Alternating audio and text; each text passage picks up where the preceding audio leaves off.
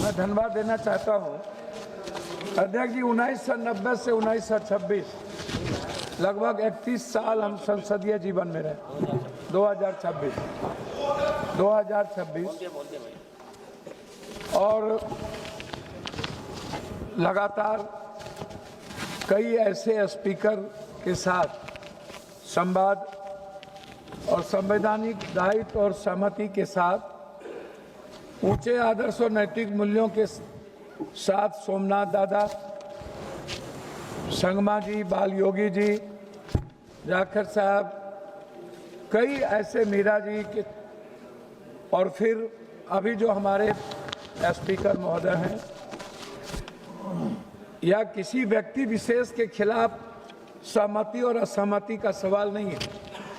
देश के 145 करोड़ लोगों के संघर्ष और उसकी आवाज, जो सबसे दुनिया की सबसे ऊंचे सदन, जहां ना जाने अनंत हजारों सैकड़ों वीर गाथाओं की कुर्बानी और संघर्ष का प्रतीक है।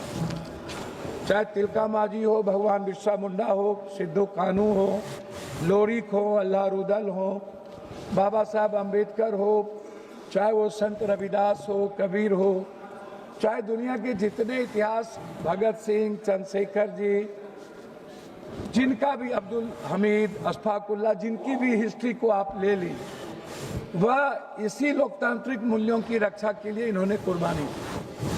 हम सदन में इसलिए कुछ बात कहना चाहते हैं। उसमें सबसे बड़ी बात है कि जब भीड़ जो है ना, वह लोकतांत्रिक व्यवस्था की ताकत नहीं है, वो हिंसा का स्वरूप बन जाता है।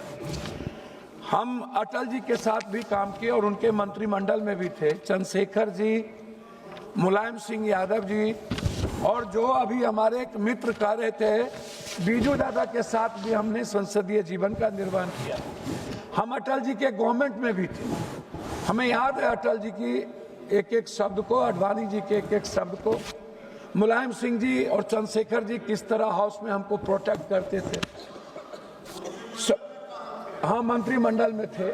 आपको याद नहीं है, फेडरल डेमोक्रेटिक पार्टी मंत्रिमंडल में थे। आप जानते नहीं, आप आए कब? मेरे यहाँ भुज्जा खाते थे आप, आपको पता नहीं है? मेरे घर पर आकर के भुज्जा खाते थे आप। पप्पू जी लॉ मिनिस्टर थे। पप्पू जी नहीं, वही तो मैंने कहा। मेरे घर पर आप आकर के मानी गिरिराज जी, आप बैठ जाइए। चुप रही। मानी गिरिराज जी आए कब? गिरिराज जी बैठ जाइए। मानी गिरिराज जी बैठ। आप आए कब? पप्पू यादव जी, जब मैं 5 बार एमपी हो गया तब तो आप फायदा लिए। पप्पू यादव जी,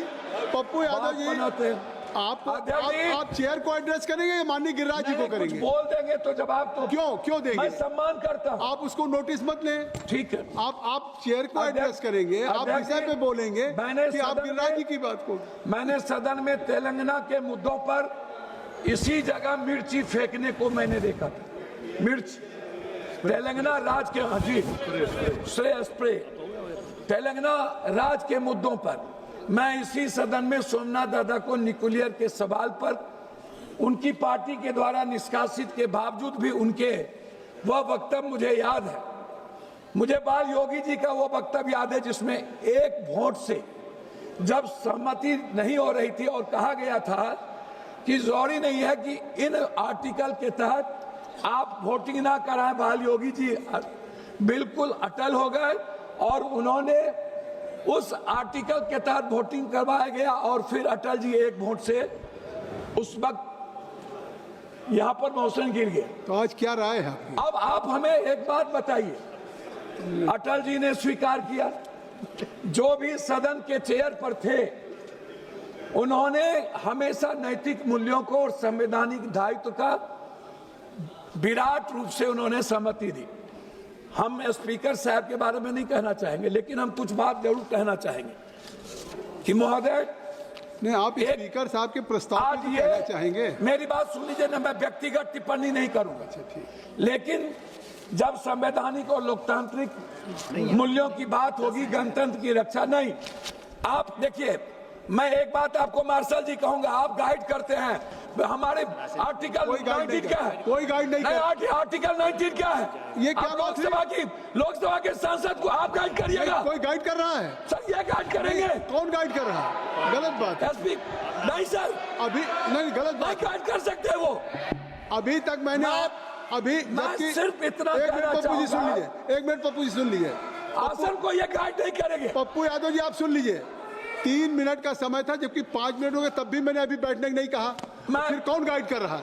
ये बात 3 मिनट अध्यक्ष महोदय, सीनियर सांसद इस तरीके से नहीं कहा जाता। तो मैं अपनी बात 1 मिनट में अपनी बात मैं अपनी बात खत्म करने के पहले एक आग्रह करूंगा कि महोदय 7 बार संसदीय जीवन में होने के बाद हमारे अनुराग जी कह रहे थे एक बार इन लोगों को बोलिए पार्टी से अलग इंडिपेंडेंट चुनाव लड़े। आप कहे ये बात अच्छा लगेगा हमको। आप अनुराग जी की बात छोड़िए। और एक आग्रह है, मैं मानता हूं इन्होंने चैलेंज करता हूं और इन्होंने कहा मेरे बेटे के बारे में, मेरा बेटा आईपीएल खेल रहा है, इससे मतलब नहीं। मैं बता दूं अब ये किसी के कृपा कोई में बात नहीं हुई चर्चा किया है। इस प्रस्ताव उन्होंने दूसरी चर्चा किया। अध्यक्ष महोदय दूसरी चर्चा उन्होंने मेरे बारे में याद किया। वो नहीं, मैं लास्ट और करता अवसर हूं। मिलेगा, और अवसर मिलेगा जब ये बात आप कहिएगा। आपको अभी डिमांड फॉर ग्रांट्स में अवसर मिलेगा। क्रिकेट खेलने की बात यहाँ क्या करें? सर एक मिनट कंक्लूड कर दीजिए, अपनी बात कंक्लूड कर दीजिए। कि आडवाणी जी एक थे, हाँ, conclude। लेकिन जब भी कोई प्रतिनिधित्व करने का मौका था तो अटल जी को सिंगल होने के बाद सदन और सत्ता पक्ष उनको मौका देते थे। यहाँ पर सुषमा स्वराज जी का स्पीच याद है मुझे, कंक्लूड करिए। सोनिया गांधी और सुषमा जी का Conclude रेस्पेक्ट, वो मुझे याद है। तो कंक्लूड करिए। मुझे जसवंत सिंह और जसवंत सिन्हा के साथ काम करने का मौका मिला। मैं सिर्फ इतना कहूंगा कि हर सदन के एमपी की गरिमा और हिंदुस्तान के 145 करोड़ की आवाज प्रेमचंद जी इस सदन। धन्यवाद।